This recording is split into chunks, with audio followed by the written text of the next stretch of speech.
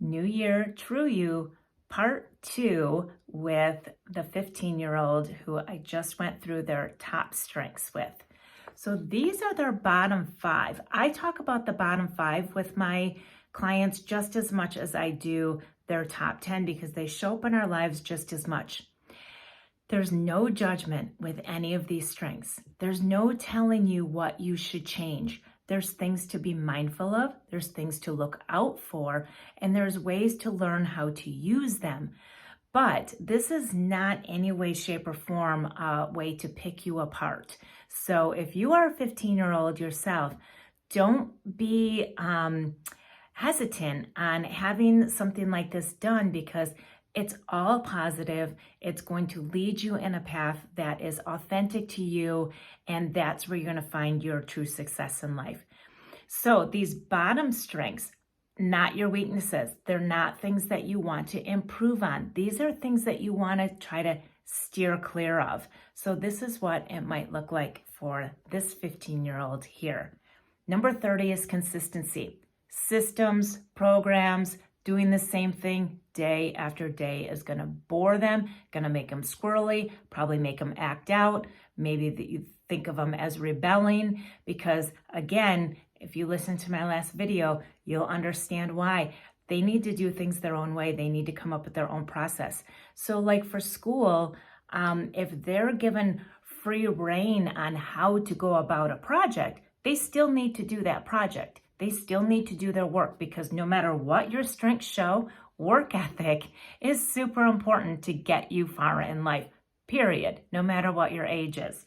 So they still need to do work, but this person needs to be given a little bit more free reign in how that's going to look and how they can go about getting to that same end result. So that to me just sparks that awesome creativity that we need in the workplace going forward. And if the education is truly set up to help people progress in life and contribute to society and find their passion in a way that they can serve, then going against the systems and processes is okay for people.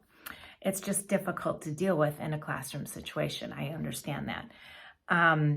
Next is connectedness. They're not all about everything happens for a reason. It's all meant to be. They don't necessarily think of life as a collective consciousness. They're not woo-woo. They're more about my ideas. They get their kind of woo-ness from their daydreaming, not necessarily from a higher power or a spiritual being that's going to, trust in the universe and things like that. That's not how this person thinks. And they frankly get stressed out when they think that they're supposed to let go and just trust because they're all about coming up with their own ideas and plans. Next is context. The past is the past. Done, over, moving on. Maybe that's because there's trauma, maybe not. I don't need to know those things.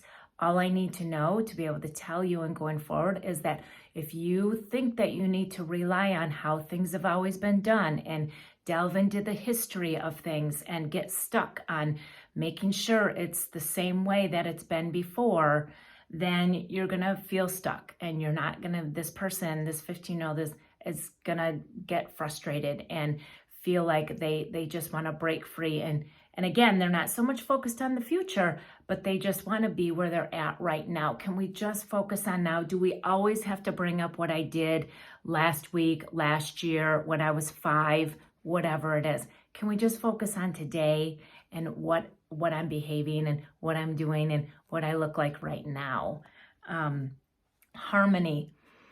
They're okay with people not all agreeing. When they think that they need to do things that are going to smooth it over and make sure that they're not rocking the boat, again, they're going to get anxious and stressed. And they might do it a lot. You might think, well, what are you talking about? That my 15-year-old acts like that all the time. They're always thinking that they need to smooth things over. They're probably doing it out of fear, and they're probably doing it out of I'm tired of the conflict that goes on around me because of me being me and me trying to be, take command and talk a lot and share things and my desperate need to move other people forward. So I'm just going to stifle myself and I'm going to just smooth things over so that I don't rock the boat. That's not natural to them. That's not letting them grow as to who they are. Do they need to go around and cause conflict all the time? No, and that's not good for anybody to do. So all of these strengths need to learn how to be managed, and that's part of my self-intelligence process. But when they think that they need to just be the peacekeeper, then you know that they're not being true to themselves. And the last one is discipline. You probably already can tell with this person that schedules, sticking to what they're supposed to do. They have to get up each day and know that, okay, this is exactly what the day looks like for me. This is exactly what's going to happen. No, I can't go here with you because I've already planned to do this at 5 o'clock instead. No, they're going to be in the moment and they're going to be like, oh, you want to go do that? Yeah, I was thinking I might do this, but man, that sounds better. So let's go. They're not going to stick to that plan.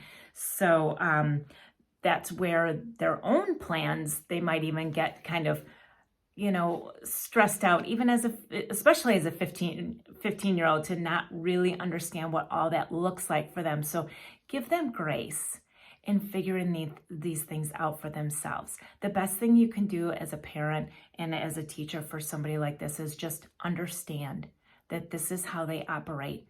It might be frustrating. There's no judgment around it. It is what it is. And so we all need to learn to work together. So what you can do is bring me your strengths as a parent or as a teacher or as somebody else who's in this person's life who might be struggling with these.